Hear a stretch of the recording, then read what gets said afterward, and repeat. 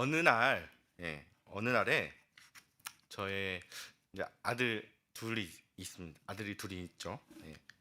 어느 날 첫째 아들과 이제 둘째 아들이 서로 막 잘 놀다가 갑자기 티격태격하면서 싸우는 겁니다. 싸우고 있었어요.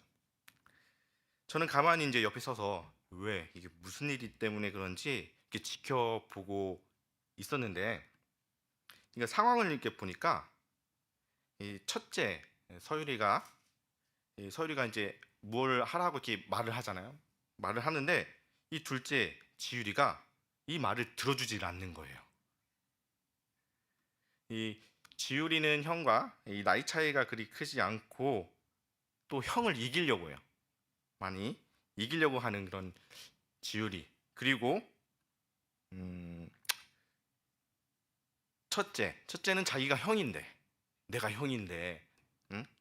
형이 말하는데 듣지 않는 그 동생에게 화가 났던 거예요. 그래서 잘 놀다가도 잠깐 뭐 티격태격 싸우기도 많이 합니다. 그러면서 이제 서유리가 첫째가 이렇게 말하는 거예요. 지유리, 너는 하유리의 대장이고 너의 대장은 나야. 나의 대장은 엄마고 엄마의 대장은 아빠야. 그러니까 너는 내 말을 잘 들어야 돼. 자기가 대장이라고, 응? 내가 너의 대장이라고 이야기하는 거예요. 저는 그 상황을 보면서 참 이게 저도 이게 웃게 되더라고요. 딱 웃으면서 예전에 이제 서유리에게 이렇게 이야기했었는데, 엄마 아빠가 없으면 서유리 너가 지유리를 돌봐야 하고 지유리는 하유리를 잘 돌봐야 해라고 했었는데 그 이야기를 이렇게 생각했던 거예요. 그러면서 참 그렇구나. 좀 생각해보니까 이제 생각해보니까 그러면 아빠의 대장은 누구지? 할아버지? 그럼 할아버지의 대장은 누구야? 가만히 생각한 하나님? 하나님? 예수님? 네, 맞습니다. 우리 설교의 이렇게 제목을 예수님은 나의 대장 이렇게. 근데 보니까 설교 가운데 대자에 점 있고 장이 있어요. 이게 뭐냐면 뭐를 줄임말이에요. 맞아요.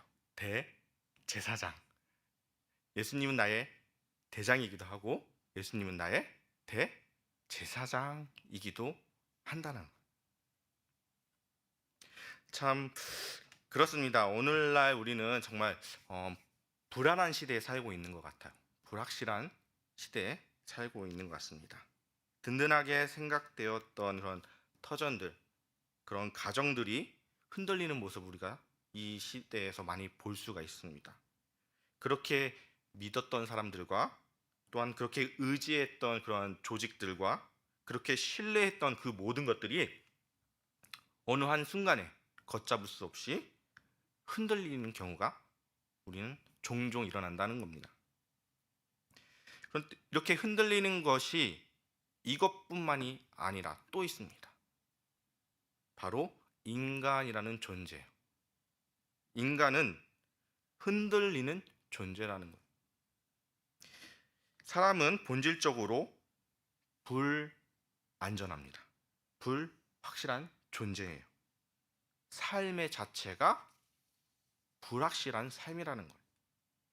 그렇기 때문에 우리에게 절실히 필요한 것이 있습니다. 이 세상에, 이 안심할 수 없는 이 세상에서, 앞이 보이지 않는 이런 세상에서 확실하게 살아갈 수 있는 것, 그것이 필요해요. 바로 말씀과 믿음이라는 겁니다.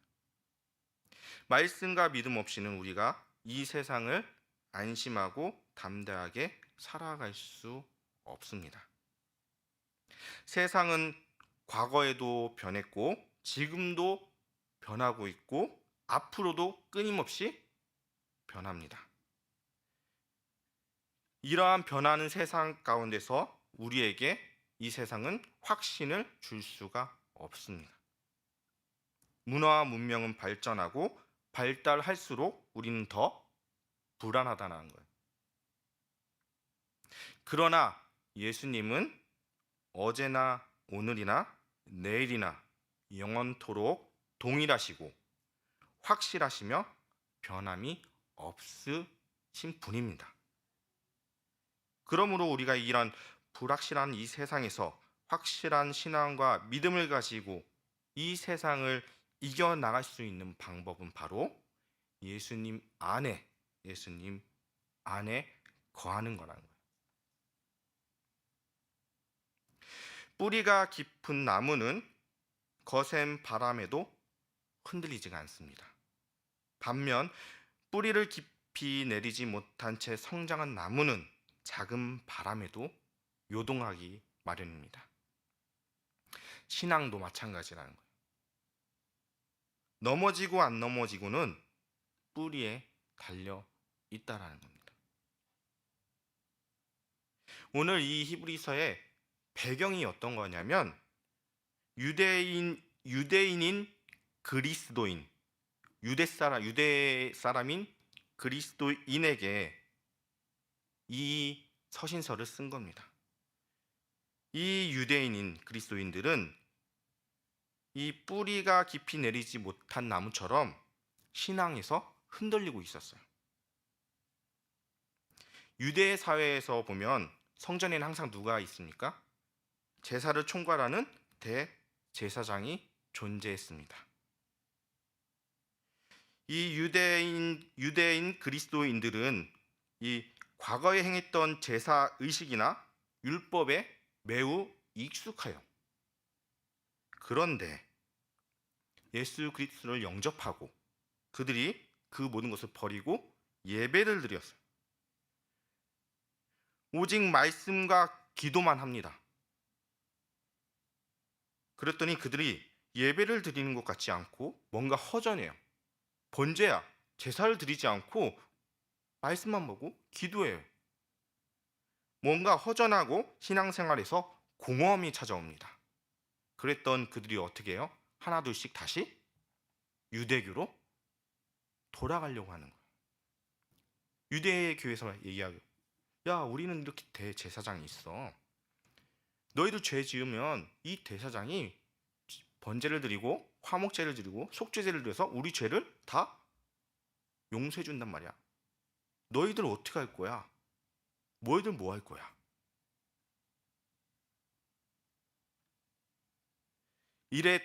이런 이야기에 유대인들은 많이 다시 그리스도인이 다시 유대교로 다시 돌아가는 상황에서 이 히브리서 저자는 그 사람들을 향해서, 교회를 향해서 다시 이야기하고 있는,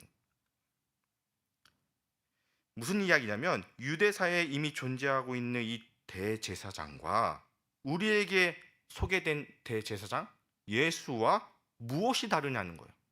인간 대제사장과 예수님 대제사장이 무엇이 다르냐, 그리고 메시아가 왜 대제사장이 되어야 한단 말인가에 대해서 이 유대교로 간 그리스도인들에게 그리고 교회에 있는 성도들에게 메시지를 전하는 게 바로 오늘 본문 말씀이라는 겁니다. 오늘 말씀 1절과 3절을 보겠습니다. 대제사장마다 사람 가운데서 택한 자이므로 하나님께 속한 일에 사람을 위하여 예물과 속지 않은 제사를 드리게 하나니 그가 무식하고 미혹된 자를 능히 용납할 수 있는 것은 자기도 연약함에 휩싸였습니다. 그러므로 백성을 위하여 속죄제를 드림과 같이 또한 자신을 위하여도 드리는 것이 마땅하니라. 이건 무엇을 설명하고 있냐면 대제사장에 대해서 설명하고 있는 거예요.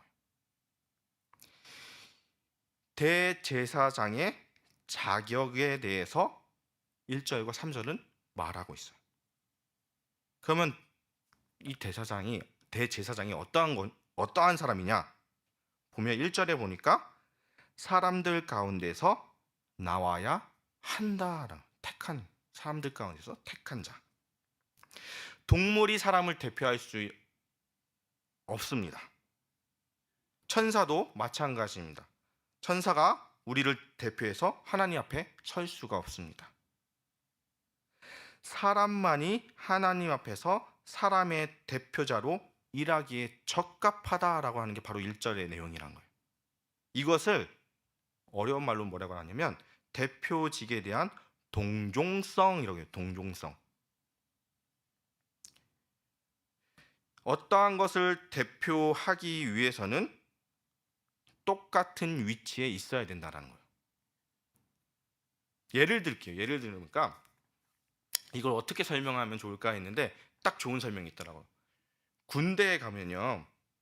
군대에 이 모든 상급자에게 경례를 하지 않아도 연병장에 이렇게 있으면 모든 군인이 상급자에게 경례를 하지 않아도 대표자가 하나가 앞에 나와가지고 일동에게 차려시킨 후 혼자서 경례하면 그 자리에 모든 군인이 다 경례를 한 것과 같은, 그게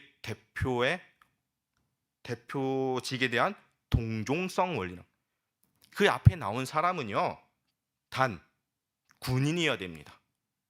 일반인이 나와가지고 대표로 경례를 한다고 해서 그게 이루어지는 게 아니에요. 똑같은 군인이 나와야 앞에서 대표로 나와 경례를 해야지 이루어진다는 거예요. 또 한 가지 예로 들자면 군대에서 훈련을 받으면 이 안전번호를 많이 합니다. 뭐 하나 둘 셋 하면서 앉으면서 이렇게 구호를 하는 거죠. 그런데 마지막에는 구호를 하지 않아요. 그런데 정신 못 차린 동기들이 있어요. 항상 하나 둘 셋 넷 다섯 해서 마지막 10까지 해야 되는데 14때는 하지 말아야 되는데 힘차게 열 이렇게 외친 열 네. 열 이렇게 외치면 그 사람만 이렇게 그렇죠, 푸시를 하든지 아니면 뭘 벌을 받아야 되는데 똑같이 우리들도 다 같이 받는 거예요. 너무 힘들어요. 그게 왜 그러냐면 동종성의 원리. 근데 이 이야기를 제가 왜 이 이야기를 하냐면 이게 매우 중요해요. 대제사장은 사람 가운데서 택해야 된다. 사람이어야 된다. 그러면 예수님은 무엇으로 와야 됩니까? 사람으로 와야 돼요. 그래서 예수님이 인간의 모습을 입고 오신 이유예요. 말씀이 육신이 되어야 되는 이유가 바로 대제사장이 되기 위해서, 인간의 대제사장이 되기 위해서 인간으로 오셔야 된다는 거예요. 자, 인간이 되신 예수님, 그렇기 때문에 무엇을 잘 알고 있을까요? 인간의 모습을 너무나도 잘 알고 계십니다. 인간의 모든 상황을 다 아시는 분이 바로 예수님입니다. 인간의 모든 연약함과 불안함을 알고 계시는 분이 바로 예수님이고요. 무식하고 잘못에 빠진 사람을 너그럽게 받아주는 분도 바로 예수님이시, 인간이기 때문에. 예수님은 본래 하나님이시지만 우리를 구원하기 위해서 인간이 되셔서 인간의 그 연약함, 그 모든 사정을 친히 겪고 아시는 분이라는 거예요. 그러므로 예수님은요, 나의 절망을 너무나도 잘 알고 있습니다. 나의 깊은 마음의 상처를 예수님은 잘 알고 계십니다. 나의 병과 나의 연약함을 아시고 내가 가진 강박관념과 열등의식도 잘 알고 계십니다. 내가 겪고 있는 정신적인 고통에 대해서도 예수님은 잘 알고 계십니다. 내가 하나님에 대해서 무지하고 버릇없고 교만해서 잘못된 길로 빠지고 허덕여도 그분은, 예수님은 너무나도 잘 우리를 알고 있다는. 왜냐하면 예수님은 사람으로서 사람 가운데 택함을 받은 대제사장이기 때문입니다. 주님 앞에 가면 위로받지 못할 사람은 한 사람도 없습니다. 주님 앞에 가면 치료받지 못할 사람은 한 사람도 없습니다. 우리가 잘했나 잘못했나 따지고 묻고 다그치지 않습니다. 예수님은 우리를 잘 이해하시고 받아주십니다. 예수님은 우리가 죄 지은 것도 다 아시고 그리고 이해하십니다. 우리가 죄에서 벗어나려고 하지만 벗어날 수 없이 답답해하는 그것도 예수님은 다 알고 계십니다.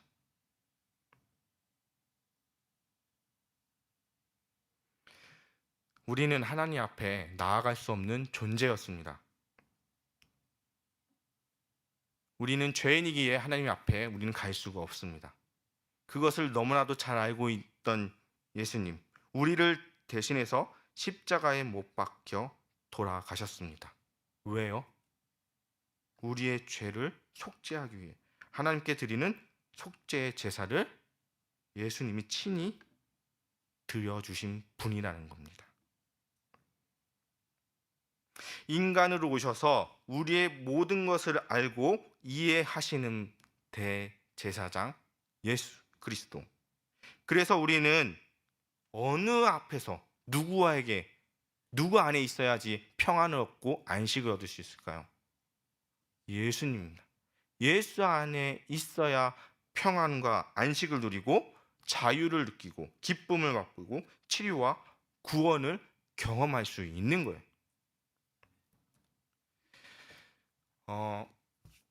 제 아내 이야기인데요. 제 아내 언니하고 남동생이 있어요.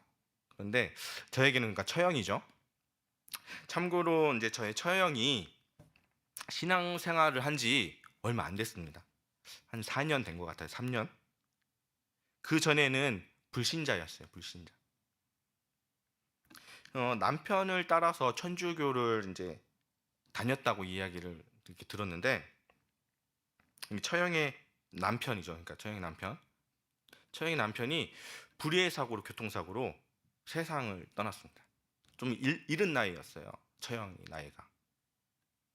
젊은 나이에 사별을 하게 되고 그래서 그런지 이제 아들 하나가 있는데 그 아들을 키우기 위해서 부단히 노력했던 것 같습니다.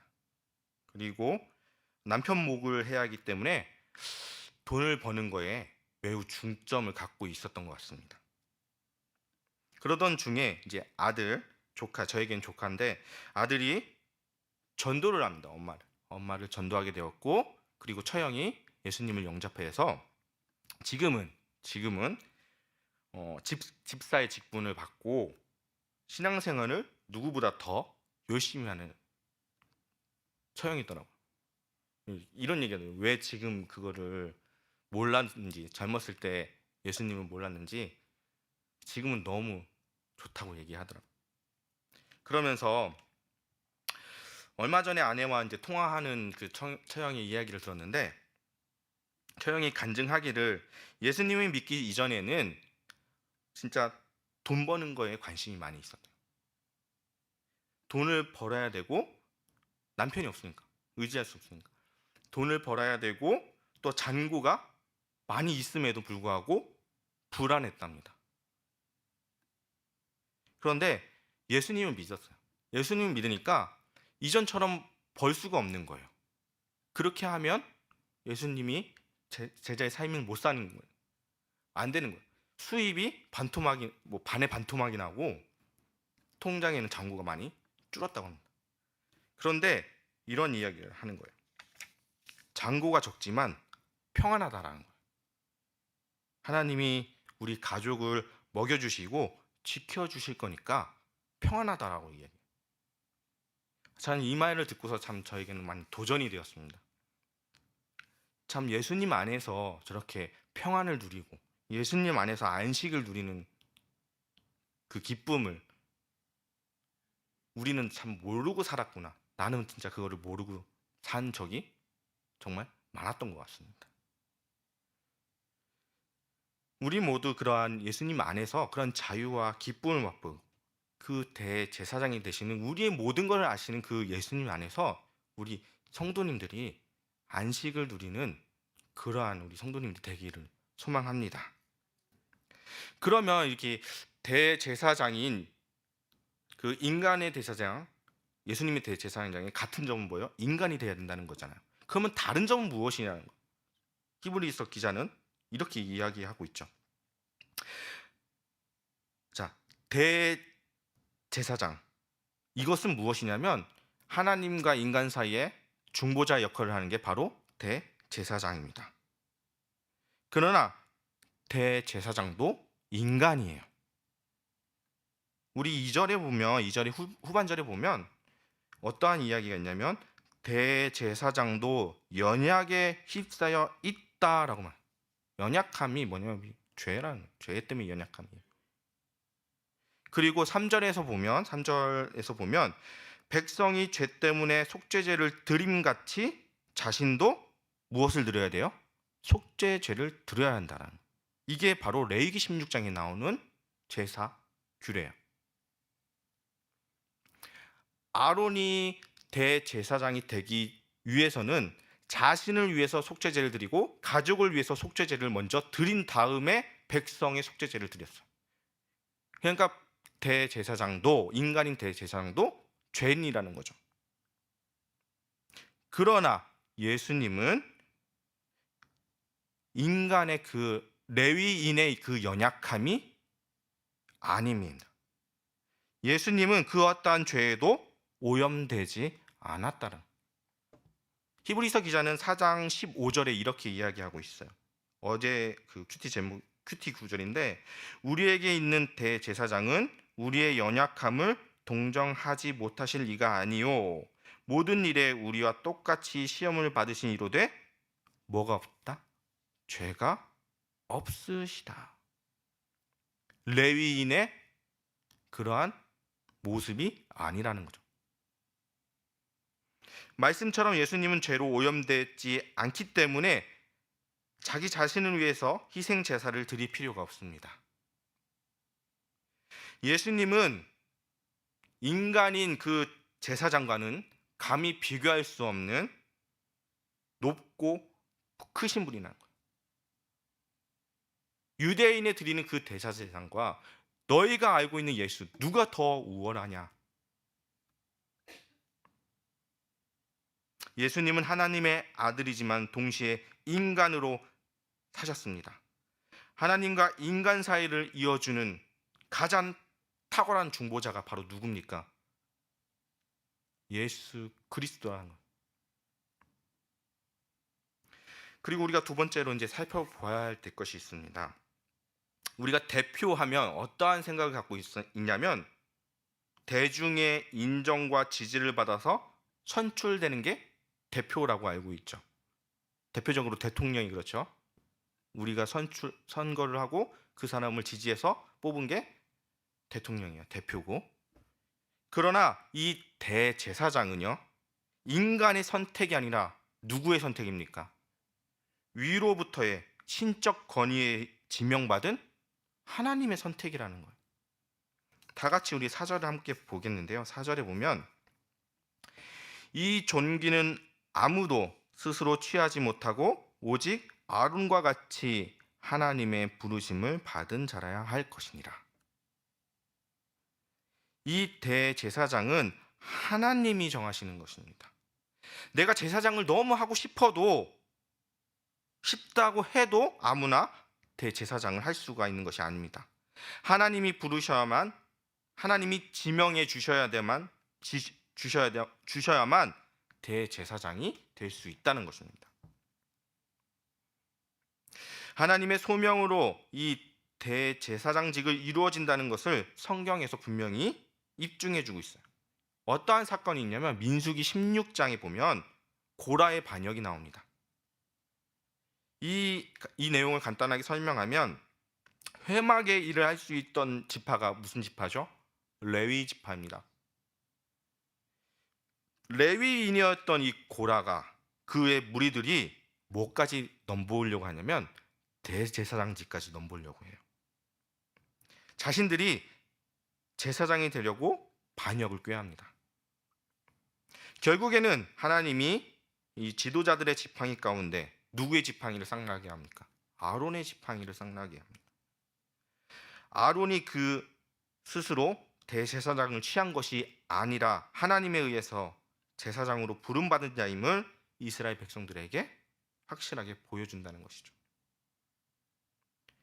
그러면 이제 넓은 의미로 보겠습니다. 넓은 의미로 하면 교회 안에서 직무나 봉사는 내가 선택해서 받는 것이 아니라 누구로부터요? 하나님부터 주신 거라는 거예요. 내가 그것을 선택해서 하는 게 아니라는 겁니다. 하나님의 부르심에 결정돼서 하나님에 의하여 택함을 받은 자가 아니면 아무도 그 직분을 올바르게 합당하고 유효하게 실행할 수가 없습니다. 하나님의 부르심 중요합니다. 이렇게 하나님이 불러주셨다면, 하나님이 우리에게 이런 직분을 주시고 이 봉사에 자리를 주셨다면 얼마나 큰 복이 될까요? 하나님이 나라를 위해서 봉사할 수 있다는 것은 정말 큰 특권입니다. 그리고 축복이라는 거예요. 그런데도 안타깝게 그 특권을 거부하거나 반대로 내 목소리를 내세우는 데 사용된다면 하나님의 그 큰 영광이 이를 경우가 많다라는 겁니다. 이렇게 되면 갈등과 무엇만 생깁니까? 고민이 된다는 거예요. 한국 교회에서 제일 분쟁이 되는 지역이 한국 교회 식당이에요. 식당. 권사님들, 지사님들의 그런 보이지 않는 권력과 투쟁. 된장에 2숟가락을 넣는지 3숟가락을 넣어야 되는지 그거의 투쟁. 내 목소리를 내는 게 아니라 봉사의 자리에 하나님이 주셨다는 것을 우리가 알게 된다면 그렇게 할 수가 없다라는 것. 하나님으로부터 부르심을 받고 하는 일이라면 정말 기뻐해야 되고 감사하는 일이 되어야 합니다. 이러한 봉사는 생명이 넘치는 봉사가 되고 기쁨이요, 감사요, 복이 된다는 겁니다. 사랑하는 성도 여러분, 하나님께 받은 귀한 직분이나 또한 봉사가 있습니까? 그것은 사람이 주는 것이 아닙니다. 하나님이 여러분들에게 주신 것이고 그 하나님이 주신 것을 믿고 순종하길 소망합니다.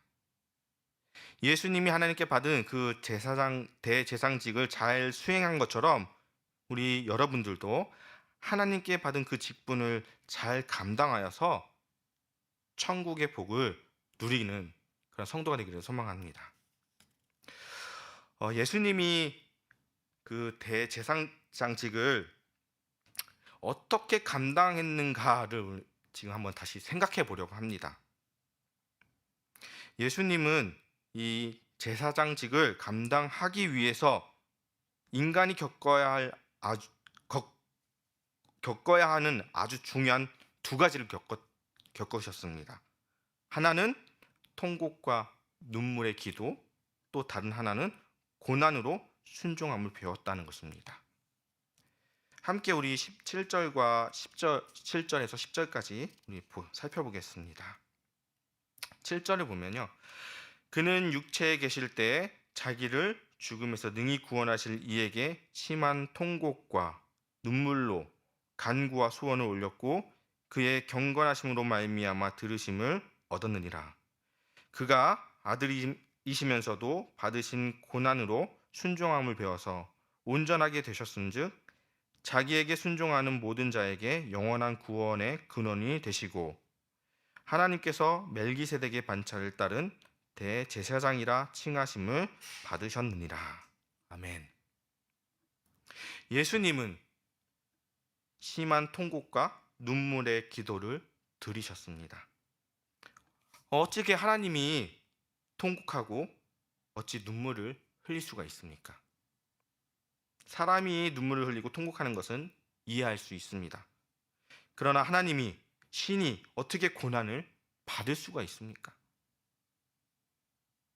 하나님의 아들이신 예수 그리스도는 대제사장의 역할을 감당하기 위해서 고난을 당하셨습니다. 심한 통곡과 눈물로 하나님 앞에 기도하셨습니다. 여러분은 어떨 때 통곡하게 됩니까? 사랑하는 사람이 죽거나 살 길이 막막해서 심한 절망 속에 있거나 몸이 아파서 잠 못 들고 있을 때, 그때 우리는 울어본 적 있지 않습니까? 예수님도 우리와 같이 그렇게 눈물을 흘리셨습니다. 밤을 지새우며 땀방울이 핏방울이 될 정도로 몸부림치는 그런 기도를 하셨습니다. 그러므로 예수님은요, 우리의 눈물과 우리의 감정을 잘 이해하시는 분이라는 겁니다. 눈물 흘리는 우리의 심정을 예수님은 다 헤아리십니다.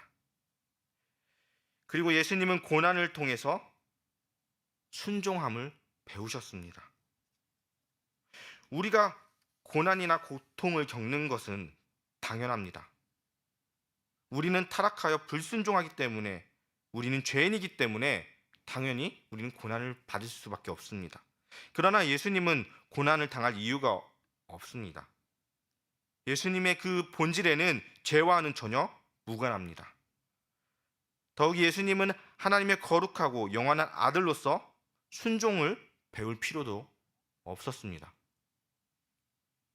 그럼에도 불구하고 예수 그리스도는 기꺼이 고난을 받으셨습니다. 무엇 때문입니까? 그 고난이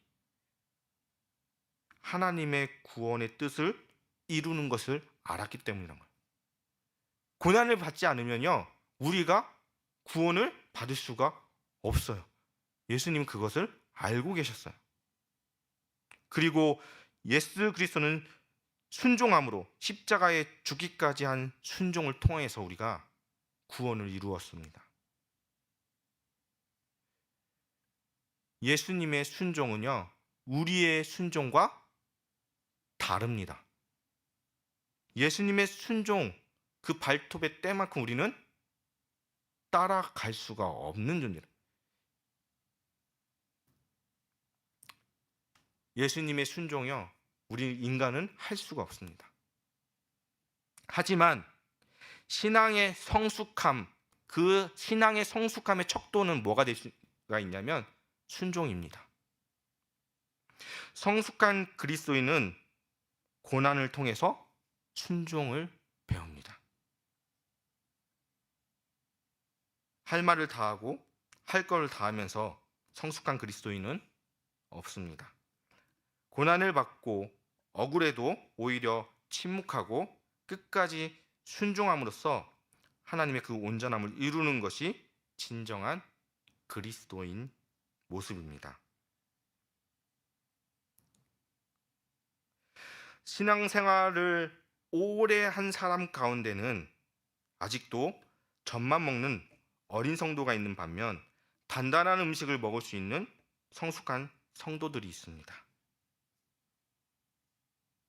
성경은 우리에게 신앙생활을 얼마나 오래 했는지, 봉사와 헌신을 얼마나 많이 했느냐, 그것을 말하지 않습니다. 오히려 성경은 얼마나 성숙했는지를 보신다는 겁니다. 우리 12절을 함께 보겠습니다. 12절에 보면 때가 오래되었으므로 너희가 마땅히 선생이 되었을 터인데 너희가 다시 하나님의 말씀의 초보에 대하여 누구에게서 가르침을 받아야 할 처지이니 단단한 음식을 못 먹고 젖이나 먹어야 할 자가 되었도다. 이 12절은 어린 신앙 상태에 머물러 있던 사람에 대해서 이야기하고 다시 유대교로 돌아가려고 하고 있는, 다시 옛 모습으로 돌아가려고 하고 있는 우리의 모습, 우리에게 경고하고 있는,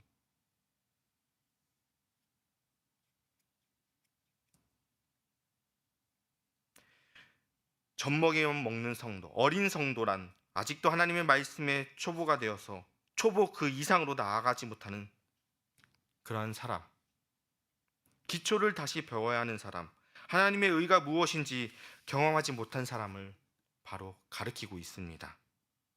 교회를 오래 다녔다고, 신앙생활을 오래 했다고 했지만 아직 젖만 먹을 수밖에 없는 사람입니다. 반면에 14절에 보면 성숙한 사람에 대해서 이야기하고 있습니다. 14절을 보겠습니다. 단단한 음식은 장성한 자의 것이니 그들은 지각을 사용함으로 연단을 받아 선악을 분별하는 자들이니라.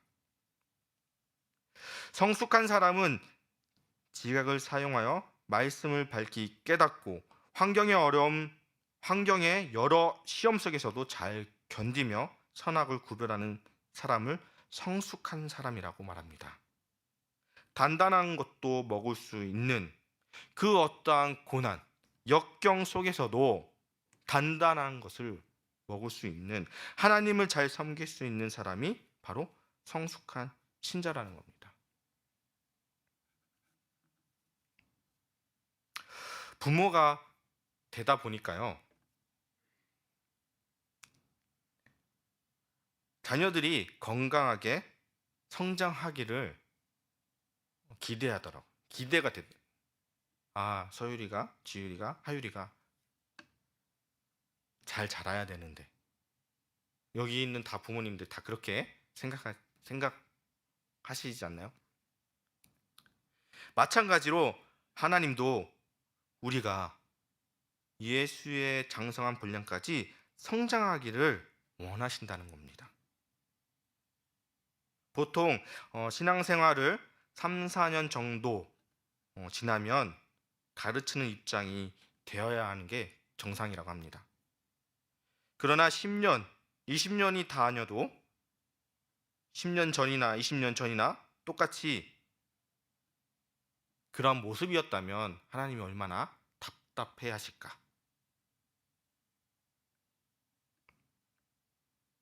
이렇게 젖먹이 상태에 머물러 있는 사람의 특징을 한번 보면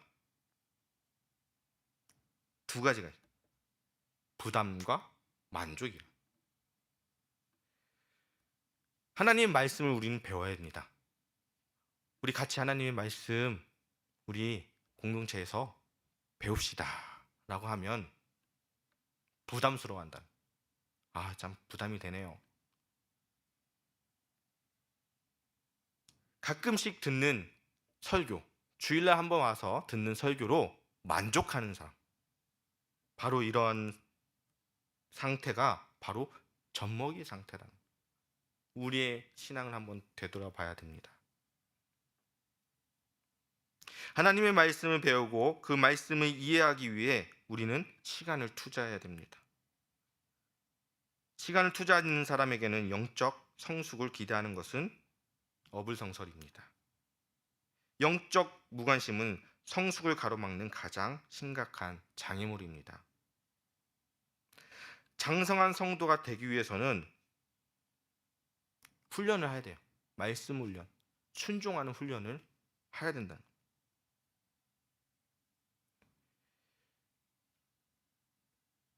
14절에 보이는 그 지각이라는 단어를 보니까요, 그 지각이라는 게 공부에서 되는 지각을 얘기하는 게 아니라 어떻게 해요? 몸으로 행해서 얻는 지각을 이야기하는 거더라고요. 우리가 훈련해야 된다는 거예요. 말씀을 배우기 위해서, 순종하기 위해서 우리의 몸과 시간을 들여야 된다는 거예요. 머리로 하는 게 다가 아니라는 겁니다.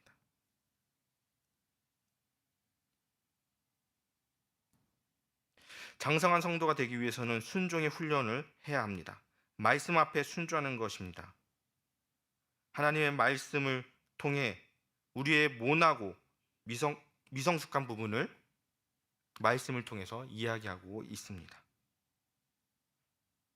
그리고 우리는 그 말씀을 통해서 고치고 변화되어야 합니다.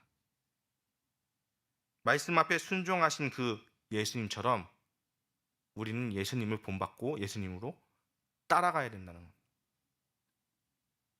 하나님의 아들이시면서도 순종하기를 배우신 예수님, 우리는 예수님을 닮아가야 한다는 것입니다. 우리가 영적 미성숙함에서 벗어나는 길은 하나님의 말씀을 알고 순종하는 것입니다. 바쁜 일상을 핑계 삼아 이를 게을리한다면 오랜 신앙생활을 함에도 불구하고 단단한 음식을 먹지 못하는 그런 영적 어린 상태를 벗어날 수가 없을 것입니다. 성장에 대한 간절한 갈망을 갖기를 소망합니다. 부지런히 말씀을 배우고 또한 부지런히 순종의 삶을 살고 하나님의 은혜를 구하는 성도가 되기를 축원드립니다. 기도하겠습니다.